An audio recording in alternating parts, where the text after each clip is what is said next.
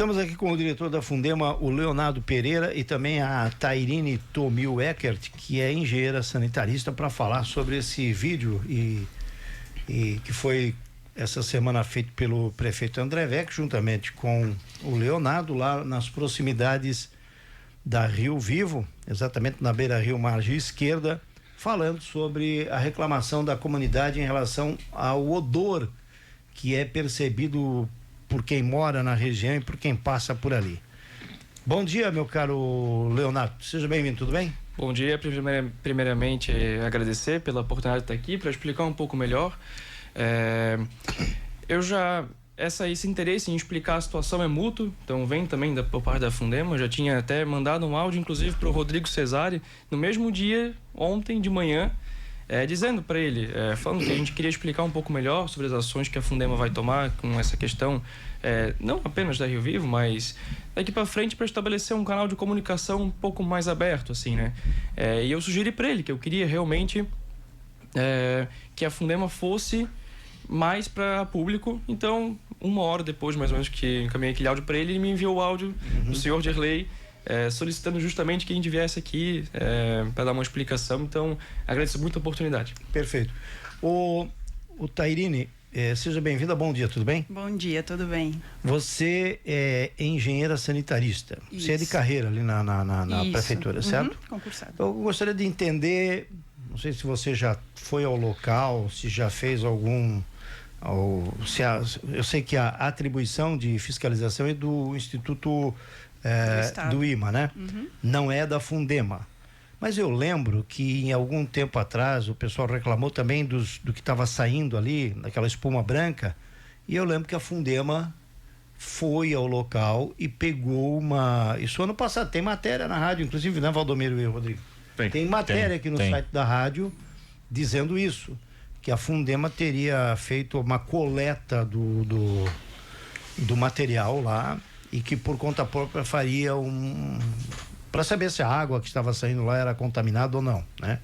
E foi depois mencionado que não, que a água não havia contaminação nenhuma. Mas eu gostaria de entender, viu, o Tairine, por que temos esse odor, esse processo de trabalho de melhoramento da água, dos efluentes industriais, por que sai esse odor? Embora você engenheira deve saber, embora vocês não tenham ido até lá recentemente. No caso, eu não fui. Você não foi? Os fiscais já foram diversas vezes, mas eu, como engenheira sanitarista, eu não participei de nenhuma dessas fiscalizações. E nem estava na época dessa questão da espuma. Não posso te explicar sobre isso agora. Certo. Mas assim, a atividade em si, ela é uma atividade que gera odor, isso é inevitável.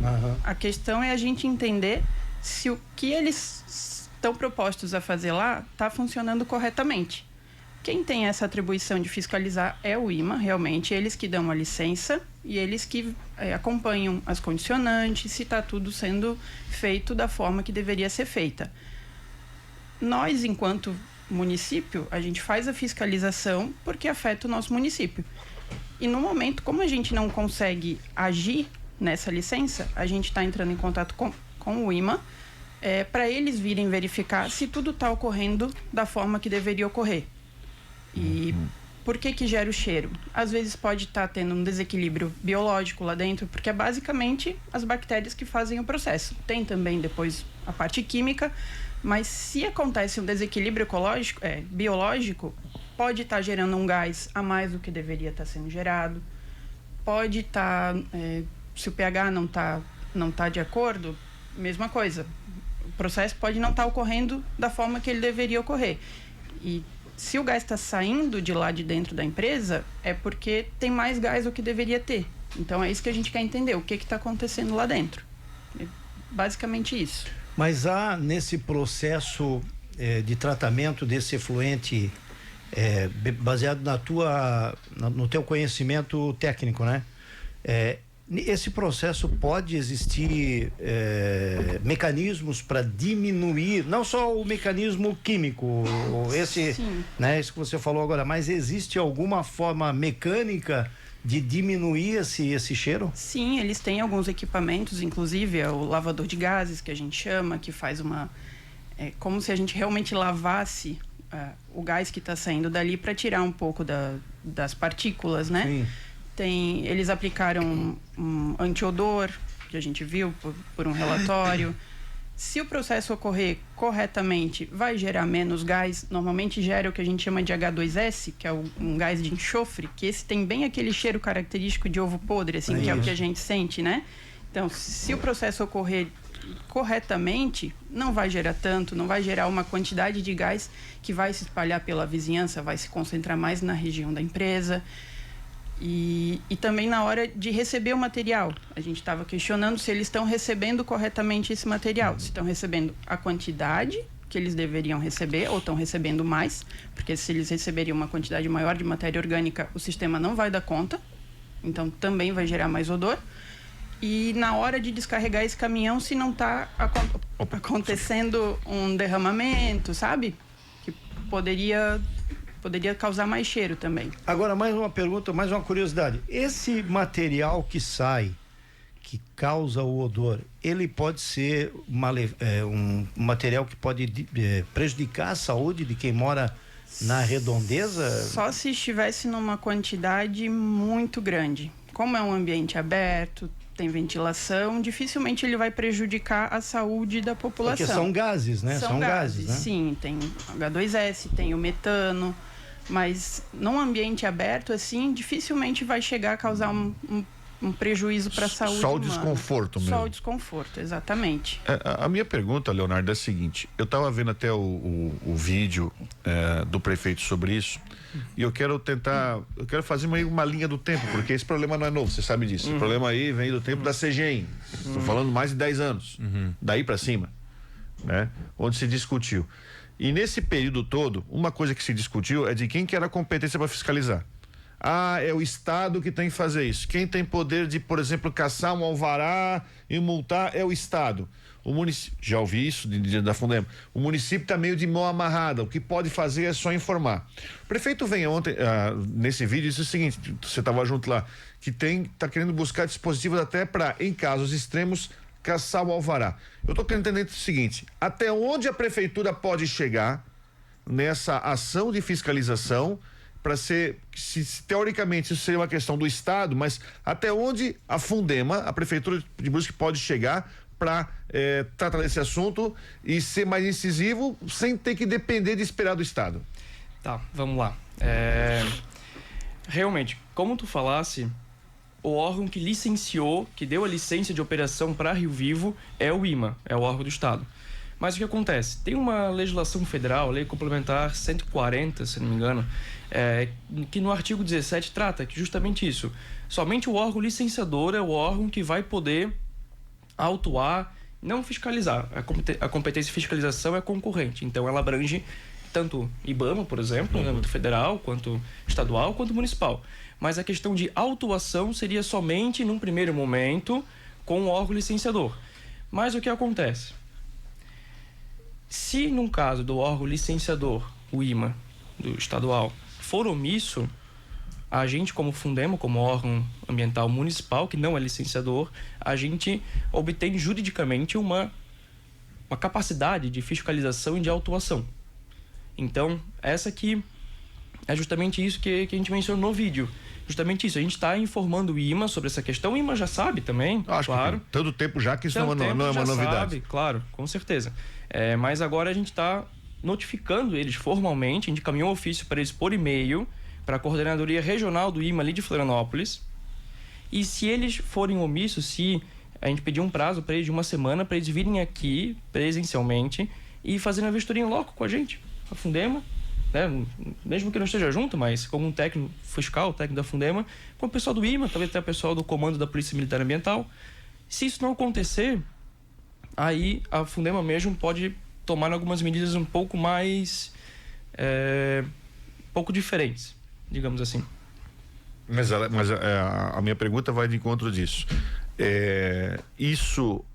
A prefeitura tem o poder, por exemplo, de fazer, nem que seja para fechar a empresa, mas ela tem poder, isso é constitucional da prefeitura fazer isso, ou ela está amarrada, com mãos amarradas dependendo do Estado? Leonardo, eu queria tentar entender o que é diferente nessa questão, porque nesses anos, eu me lembro de coisa de quase 20 anos, que eu cheguei a uma audiência pública lá no salão do bairro Steffen, onde esse assunto, inclusive o diretor na época chegou a dizer, vou fazer uma pequena curiosidade, chegou a culpar as pessoas que montaram a sua casa do lado da estação. Falou assim, mas aqui quando a gente montou a estação não tinha nada, vocês foram morar do lado.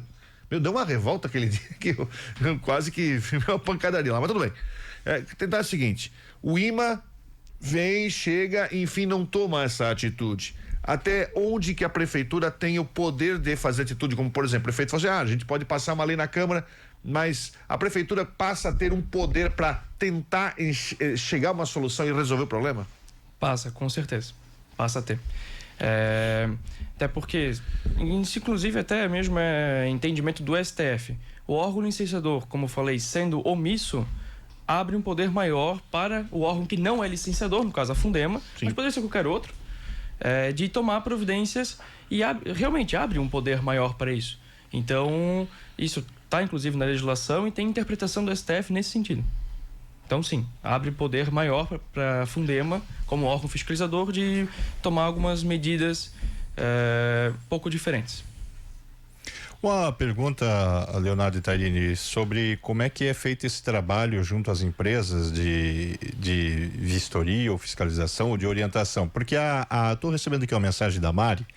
A Mari diz o seguinte: basta a empresa fazer o trabalho que ela tem que fazer, porque tem muitas empresas, até no Cedro Alto, tinturarias que antigamente tinham um cheiro horrível. Essas empresas se adequaram e hoje você não sente mais, então basta a empresa fazer o papel que ela tem que fazer. Como é que ocorre essa conversa de vocês, e se ocorre no sentido de orientar essas empresas para que situação como essa aí da Rio Vivo ela não venha a acontecer tanto tempo? Porque pelo que traz aqui a moradora, ela citou exemplo de empresas onde havia esse problema e foi resolvido.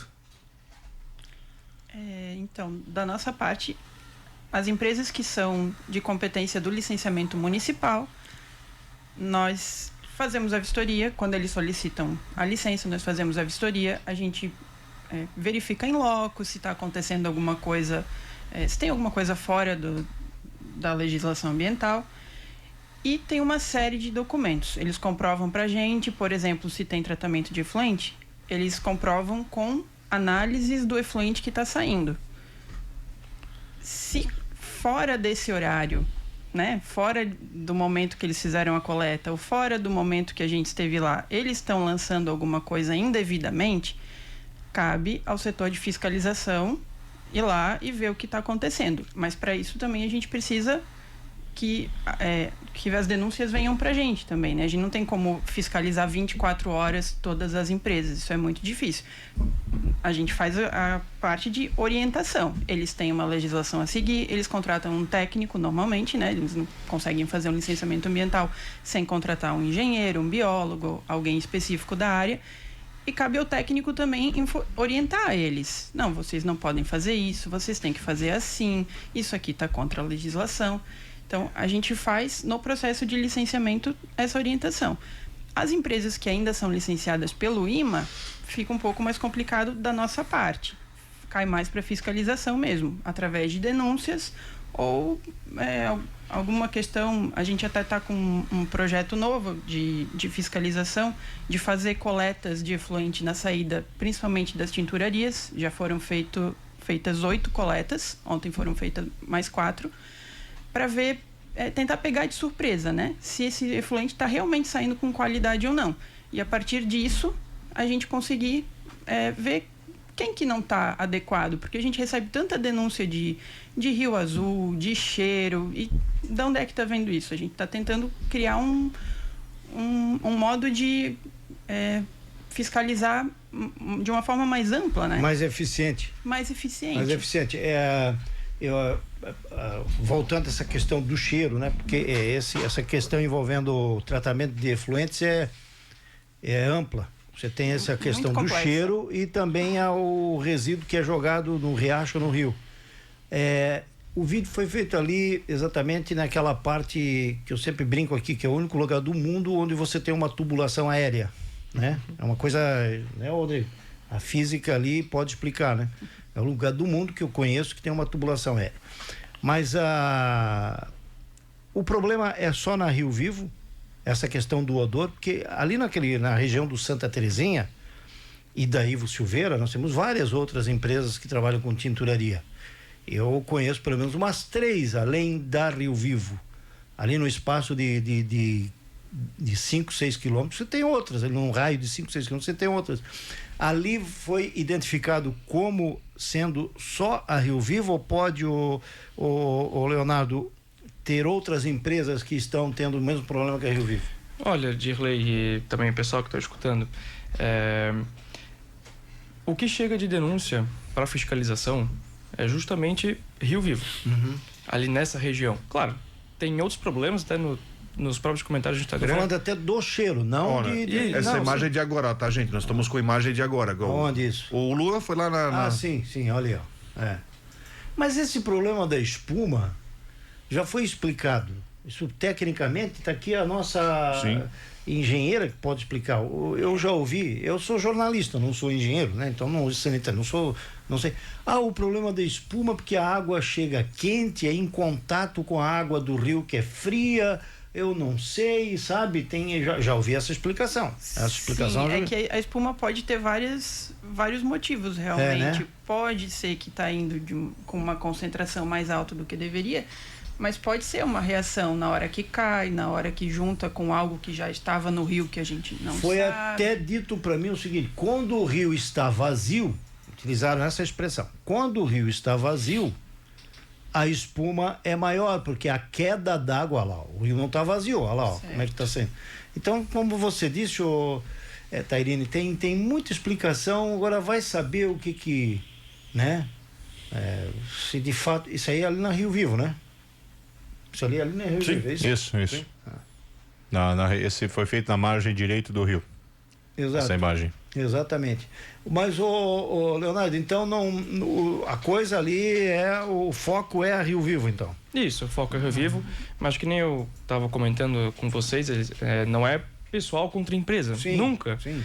Pra gente seria maravilhoso se a empresa continuasse e sem o cheiro. Daí tudo seria perfeito. Mas a questão é justamente essa. A princípio, o foco das reclamações que chegam, a gente não tirou isso do nada. O que chega pra gente é Rio Vivo. Certo. É da Rio Vivo. Muito bem. Chegou a entrar em contato, você chegou pessoalmente a entrar em contato com a direção da empresa?